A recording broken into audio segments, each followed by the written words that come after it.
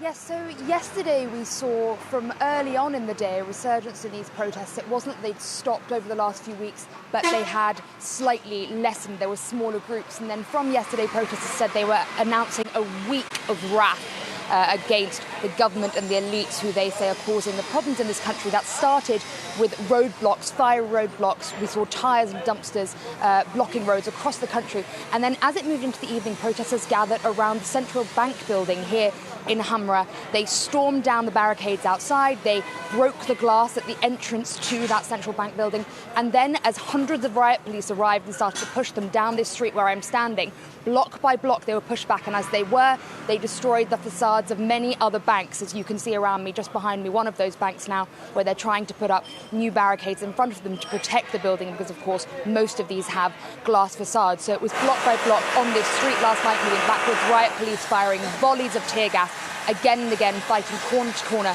with protesters who were using rocks and in some cases fireworks. And it was pitched street battles moving back and forth. Many injuries last night. 59 people arrested. It's been confirmed by the security forces. Almost 50 security forces arrested. The Lebanese Red Cross has not yet confirmed how many protesters were injured last night, but lots of ambulances rushing back and forth while I was here last night. The air thick with tear gas, and really one of the most violent nights so far that we've seen in these protests. You can hear that reconstruction effort going on behind you. If you can just bring your mic a little bit closer, that would help. Tell us a bit more about what the protesters are wanting at this point, and has there been any progress to move past this huge delay there to actually form a government in Lebanon? So what protesters are incredibly angry about right now is the fact that, as they see it, for months this problem with a lack of government has been ongoing. When these protests started in the middle of October, it was about a lack of governance, about corruption in the government. But then on the 29th of October, the Prime Minister Saad Hariri stepped down, which meant that his cabinet also stepped down. And since then, the Lebanese have been waiting for a new government. Finally, just before Christmas, on December 17th, a new Prime Minister was nominated by the Parliament, Hassan Diab. He said that he would form a cabinet within a month. We're nearly there now.